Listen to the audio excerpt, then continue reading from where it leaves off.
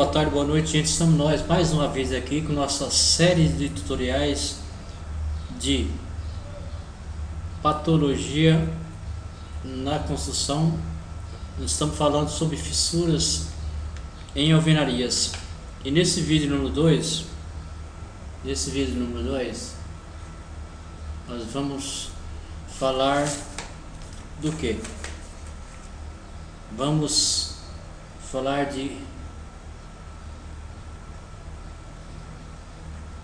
classificação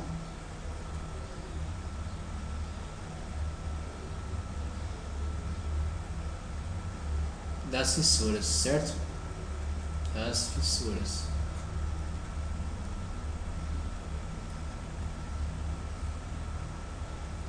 Em paredes de alvenaria.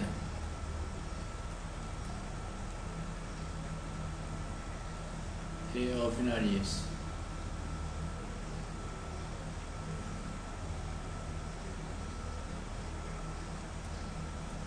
Alvenarias. Então, esse vídeo pode ser dividido em duas partes, certo? Então acompanhe aí para vocês ficarem atentos. A primeira classificação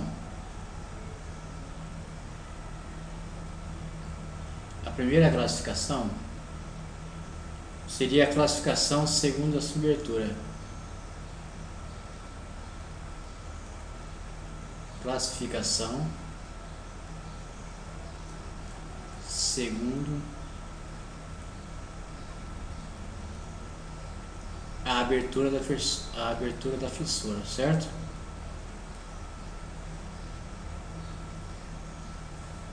Baseado na literatura de Bidwell,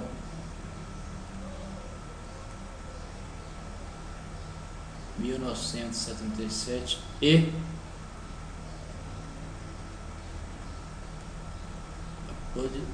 Duarte,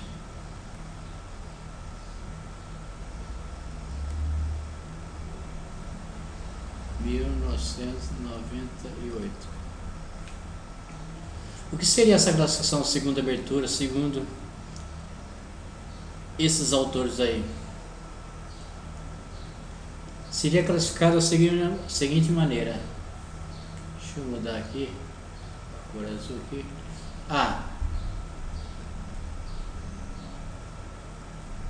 Seria uma abertura fina,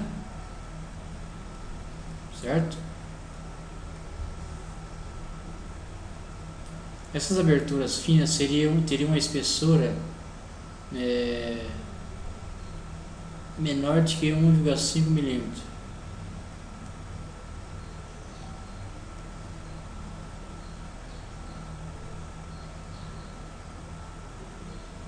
Tá? Essa espessura. Já nessa outra classificação média, abertura média, né?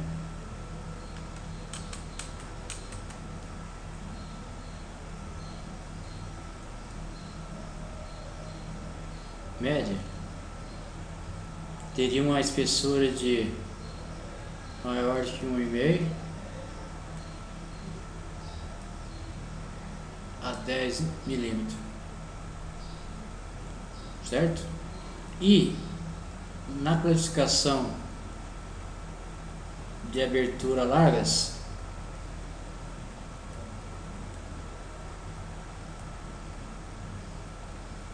superiores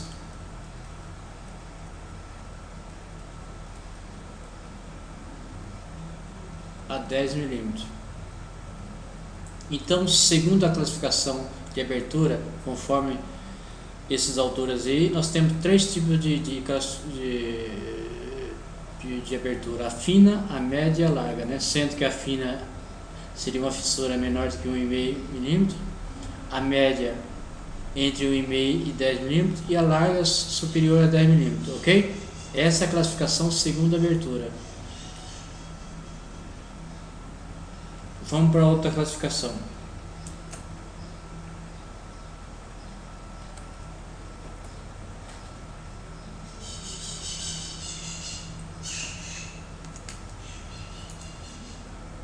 Vou só anotar aqui a segunda classificação.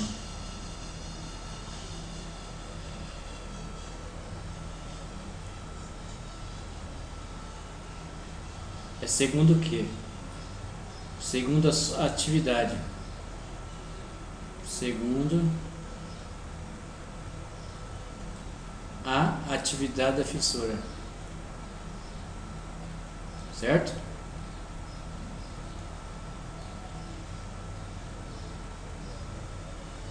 Duarte, 1998. Referência. Então, nós temos, deixa eu mudar a cor aqui,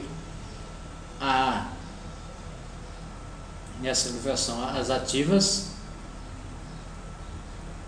as fissuras ativas, né? São aquelas que são variável em determinado período de tempo, né? Variável em determinado período de tempo. Vou pôr aqui em período de tempo.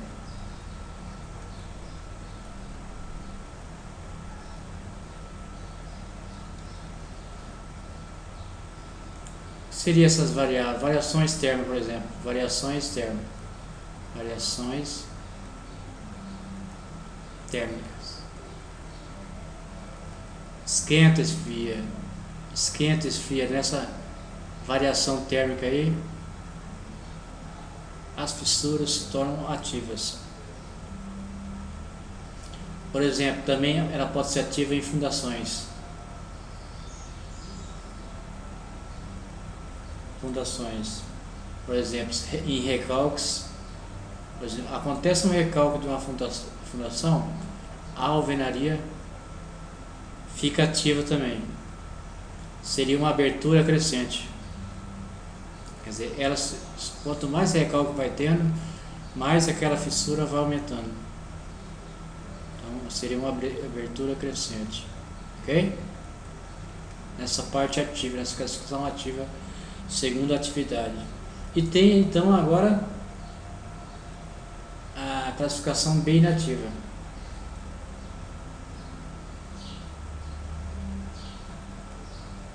Fissuras inativas. Certo? O que seriam as inativas? As fissuras inativas são aquelas que não apresentam variações, que não apresentam variações.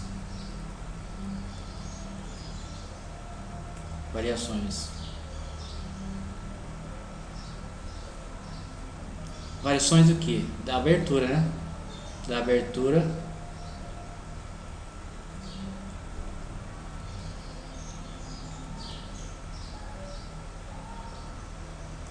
e comprimento também.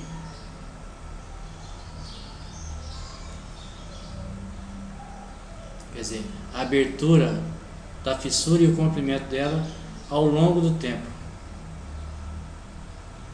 Então, essas inativas, ela não tem apresenta essas variações, certo?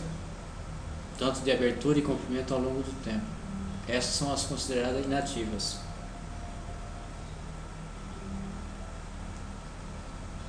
Isso pode acontecer quando a sobrecarga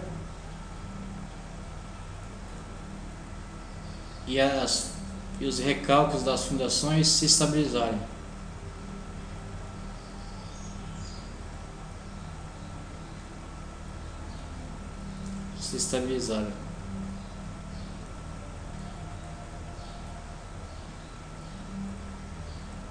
Então, ela passa de ser inativa. Quando a sobrecarga atinge seu ponto máximo, a fissura para de abrir ou de crescer. Ou se não, em fundações, quando o recalque se estabiliza, a fundação se estabiliza. Então, essa fissura se torna inativa, ok? Nesse item 2, a classificação segundo a atividade conforme Duarte em 1998. Ativas e inativas, conforme eu expus aí, ok? Vamos para a próxima classificação.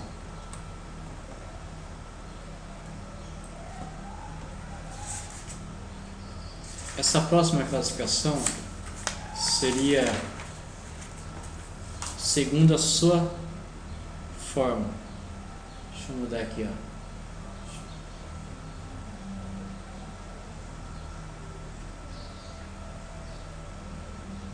Seria classificação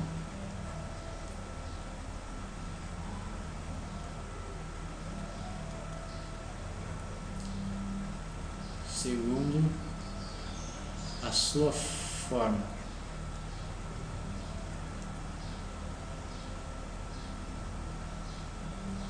O que ela pode ser? A. Seria uma forma isolada.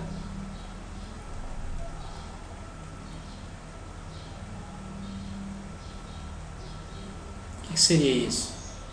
A sua forma, né, segue uma direção predominante.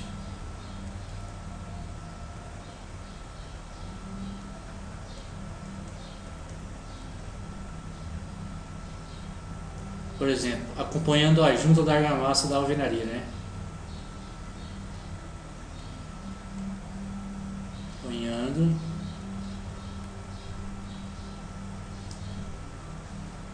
a junta da argamassa.